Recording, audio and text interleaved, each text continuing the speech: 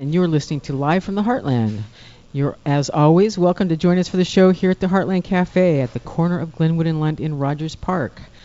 Now, today we'll be talking about some fantastic new uses for a relatively old technology, GPS, and it goes way beyond your cell phone. And then we'll find out exactly who charter schools and the privatization of Chicago's public schools is good for. And finally, my co-host, Michael James, wraps up the show with publisher Bobby Byrd to talk about a new publication, Incantacions, Songs, Spells, and Images by Mayan Women. But my first guest this morning is Associate Professor of Geography at DePaul, Patrick McHaffie. Good morning. Hi, Lisa. Thanks for having me on. I really appreciate the opportunity. Professor McHaffie, you are the head of... It's a real mouthful. You gotta turn his mic up. You're the head of the Geographic Information Systems Collaboratory at DePaul. I see that's a clever double entendre. Collaboration laboratory. Mm-hmm. Yeah. Now that's very. Is that meant to be? That was a deliberate. Yes, it is. We have a facility on campus in Lincoln Park at DePaul, and it's the idea is that we have a place where students, faculty, staff, and members of the community can collaborate on different kinds of projects that use geotechnologies, geographic information systems, mapping technologies, global positioning systems, remote sensing, satellite image processing, these sorts of things, for a variety of things that really follow what the mission of the university is. Now, I read an odd fact about geopositioning systems? Geographical positioning systems. Geographical positioning. Global positioning systems, global either way. Positioning. Mm-hmm. Okay, GPS, I read it on Wiki, which is, as we all know, is really an in-depth research tool, that we actually have Ronald Reagan and the Russians to thank for the fact that we civilians get access to GPS for our cars and cell phones. Is that true? Somewhat.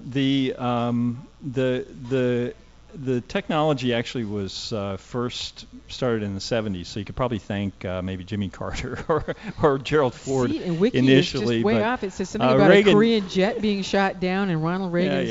No, not true? Well, I think there's probably more. Yeah, I think there's probably more to that than we have time to talk about here. Okay. But I think that it's a good example of a technology that came out of you might say a bad place, came out of the Department of Defense and has been turned to a lot of very good civilian uses through really the mainstreaming of this technology, bringing it out into communities where people can use it for things that are useful, not bad, that don't hurt people, and that help communities maybe represent themselves in certain ways. Now, at the collaboratory at DePaul, I know that you have a program in this subject.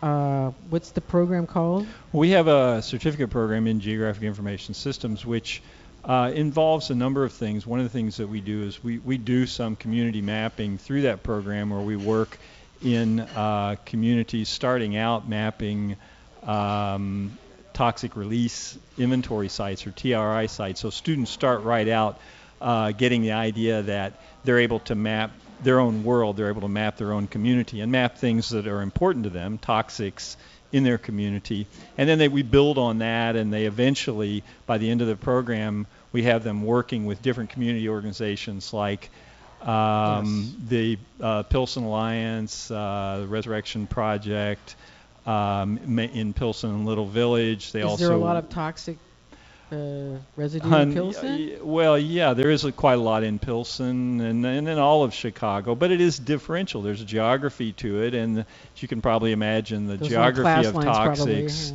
Exactly, it follows and leads the splitting up of neighborhoods in Chicago. So you do find toxics in particular places. There's a big cluster on the south side down around Lake Calumet, and there's more along the Illinois and Michigan Canal corridor. There's a lot of toxic sites along there. Isn't Calumet like a Superfund site? I believe so. I don't really keep track of those, but I know there are hundreds of sites that are registered on the toxic release inventory in Cook County. And this is public information that that folks can map and really make people in their community more aware of the hazards that that are part of the environment and really part of our economy.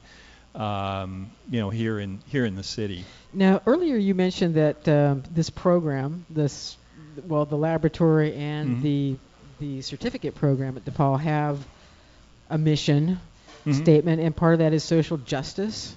Yes. This was a good example of the community mapping of the toxic releases. What other kinds of green or social justice types of projects might this embrace? Well, a good example of it is a project that we've been doing for some time with an organization in Pilsen, the Pilsen Alliance, who work as a way. They're a community organization that works on housing issues. And so we've had a project going for several years in collaboration with other faculty in geography, where students are mapping every building in Pilsen and creating detailed histories of every building in Pilsen. Do they take photos and add those? Or no? That's part of it, but it's mostly detailed research in the recorder of deeds, the ownership history of the buildings, the renovation history of the buildings, because this is a project that gives the community tools to work on issues like gentrification, redevelopment, tear downs, zoning, and so on in their community in Pilsen. So this gives village. Them the data, basically. This gives them the ammunition data, they might need. Exactly, and it puts them on a more equal footing with developers, so that they're able to respond to to development projects in their community. Which is nice, because as we all know, the playing field is not usually level in those situations. No, it's not. You mentioned, some of I know there's remote sensing is one of the things that you can do with GPS technology. Am I saying that correctly? You mentioned something about a program that you have with some students in collaboration with a program in Kenya. Could you explain what that's about? That sounds pretty I'm working with another faculty member. He's an anthropologist who works on food issues. And a couple of years ago, his name is Howard Rosing. He's the director of the Staines Center for Community-Based Service Learning at DePaul. So he works on service learning projects where students learn through engagement with community organizations. And there are in a typical term, there might be 60 courses that we run through the Staines Center that are connected with different community organizations here in Chicago mainly. The program in Kenya started a couple years ago, where we were working with an organization called the Green Belt Movement, which is an grassroots environmental organization in Kenya. It was founded by Wangari Maathai, who won the Nobel Peace Prize in 2004. She's known famously as the woman who plants trees, and so she organizes village networks that gather seeds, plant trees in places that are being reforested in these communities. And they also work on food security programs in these villages and community empowerment programs. It's a women's organization, so they do work for empowering women and other marginalized groups in these communities. It's more complicated than that, as you can probably imagine. But Kenya needs trees? Kenya needs lots of trees. Kenya, is heavily deforested following the British colonial period, and a lot of the agricultural development that's taken place since decolonization in the post-colonial period has only served to reduce the number of trees. And in a place like Kenya, which is peripheral to the Great Sahara Desert, you're seeing, particularly in northern Kenya, you're seeing desertification and the spread of the desert, and so they're in a they want to stop that. They're in a multi-year drought. They're seeing it, the consequences of climate change in Kenya in their daily lives. The people in these villages are, because when you're a subsistence agriculturalist, you're very reliant on the environment. If the rain doesn't come, you're in trouble. And they're in a multi-year drought there, and so they're trying to do things locally that will improve their conditions of life and improve their.